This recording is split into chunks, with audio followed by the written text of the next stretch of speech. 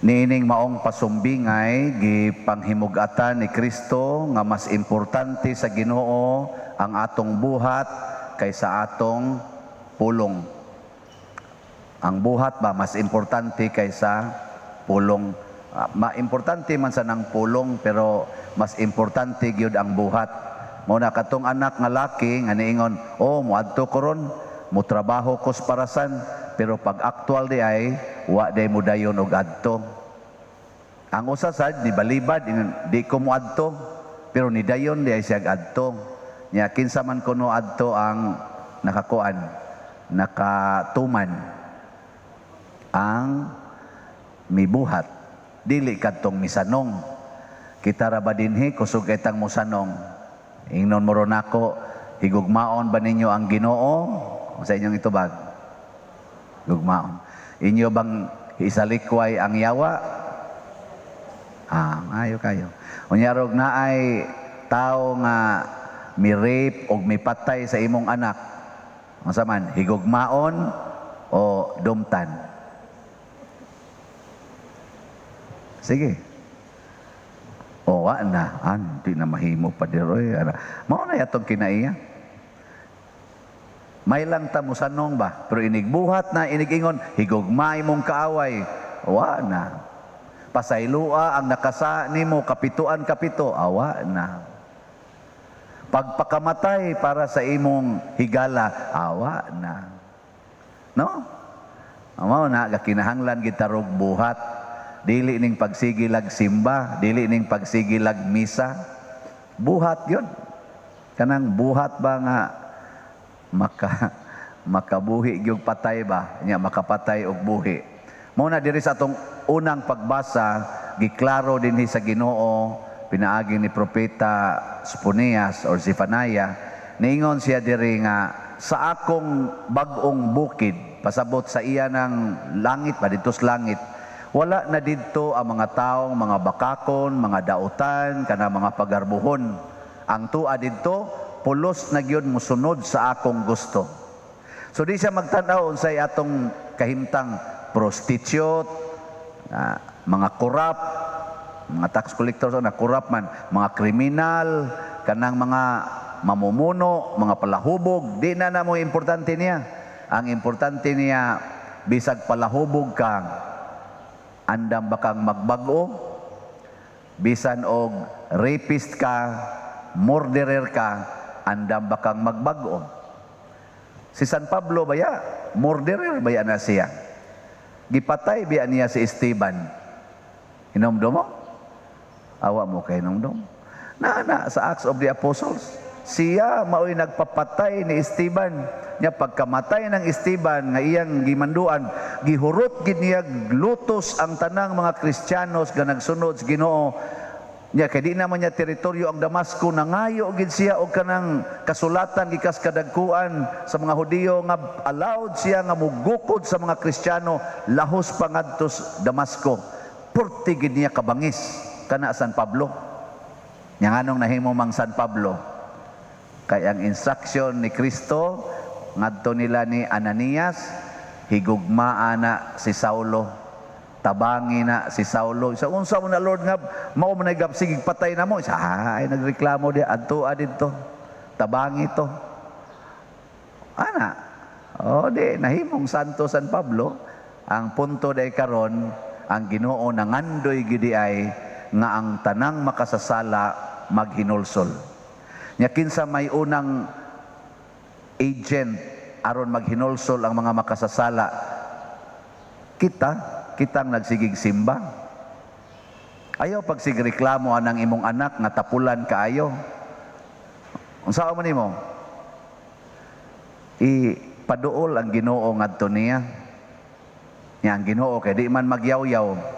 Ang Ginoo kay dili man na magsigi og tagawtaw.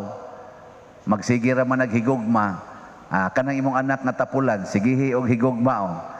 Sigihi lang yun. Nya ay lang yung yaw-yawi. Di ba malipayon kay na inigabot nimo? Anong di man mo mutuo? Nya kay malipayon man siya, magsige na siya og paminaw nimo. Sig paminaw. Nya kay sige mo siya paminaw nimo, hangtod nga nakatuna niya ang imong mga nindot nga mga pulong. Ug diha na nisugod siya pagka usab. Pero sige kag yaw-yaw, oy ang suod sa iyang utok. Yawa, ikyas ko dinhi, biya ko dinhi, amo na adto dis barkada. Musuyop ko. Pakiton ta mo, bati makakuy ayo. Sige, pruibahan akong wa jud koy ayo. Ana. Amo na siya. Nya ato nang buhaton, inyo nang buhaton. Na ikaw lay buhat pa dir. Di ko eh. Oy, kitang tanan, kinahanglan kita mo buhat ana. Mao mabitaw nga nagmisa ta karon, no? Mao bitaw nga nagsigi ta karon og debosyon. Magbaha na sad bisan pa og naay social distancing pero kasiguro jud ko nga daghan kayo ang manimba. Sa sugo sa Ginoo, kun mobuhat lang ba? Hasta ning COVID mawagtang ni. Nga naman, ang gahom sa Ginoo kusog kayo nga mo suhot ngadto sa atong katilingban.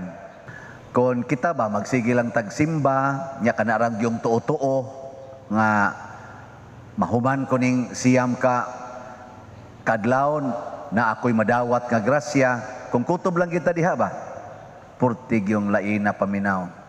Kanang sige lang kita pamasin nga, basta mahuman ko ni naagi ni grasya para ato ba.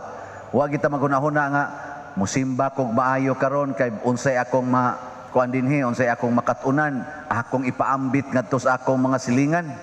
Unsay makatunan ako dinhi sa misa karon, daghan jud kurog makatunan ani nya ako gining suwayag puyo. Kana mo'y sakto unta. No? Nabitay ni share nako karon ingon siya nga, Father, ang katong imo bitang gipamaligya nga slots, kuana kayo kana ganing ning bisan og naglisod kog maayo tungod kay gusto jud kong mo share, ni share jud ko. Karon ko no, na ako no siya na kuan, na ako no siya na dawat nga taho nga na magud siya dawatonon gikan sa ilang kompanya nga dugay na jud kuno na niyang gipaabot. Giingnan ako no siya nga next week sugda na kuno og hatag ngadto nila. Nya matod pa niya dako-dako gini Pader, daghan gining grasyaha niya. Tungod lang kuno adtong iyang paghatag. Buhat ba sa kaluoy kana bitang gitawag nato og bahalag maglisod ko basta matagaan ta mo og kahayahay. Bahalag ako'y masakitan basta kamo malipay. Mao mo na ang paradigm sa Ginoo. Bahala kog mapobre basta kamo madato. Gani gi-magnify gina ni San Pablo ug ni San Pedro. Kami maoy na pobre aron mo madato. Nya ila sa nang gisulti, nagpakamatay ang Ginoo aron ta mabuhi. Mga ingon ana bitaw nga paradigm, pasabot bahala nag masakitan ta, bahala nag maingnon tas kalibutan nga alkansi ta, basta nga to isig katao mahayahay. Nya kana matong paradigm ingnon sa tas Ginoo, adi sa di ka pasagdan. Ako sa kang balusan sa gusto sa nakong ibaws nimo. Nya pirmi ra ba gina siya nga 100 times. Pirmi gina niyang i-times og 100 ang atong gibuhat. Di na nato maihap ang mga tao nga nakasinati niining maong grasya. Nga kung kita magantos para sa uban, ang kalipay sad nato nga ihatag sa Ginoo kana sang pilo-pilo nga kalipay. Nya kung mo pasaylo ta sa atong isig katao nga nakasaangan hinato bisag unsa pa kadako sa sala, wa say limit ang pagpasaylo sa Ginoo nato bisag kapila na ta nakasala. O ato lang ng batunan, wa gi maimpierno na to no? Na. Sige, manindog na ta kato mga langit nun. Mga igsuon, ang niining panahon sa Adbyento, maghiusa kitang tanan sa pag-ampo ngadto sa Dios uban sa mapaubsanon ug masaligon nga mga kasing-kasing moingon kita, umari ka Hesus, ayaw paglangan. Umari ka Hesus, ayaw paglangan. Nga ang Ginoong Hesus mohugpong sa mga espirituhanong hatag sa Dios sa atong Santo Papa, mga obispo ug kaparian. Magampo kita sa Ginoo. Umari ka Hesus, ayaw paglangan.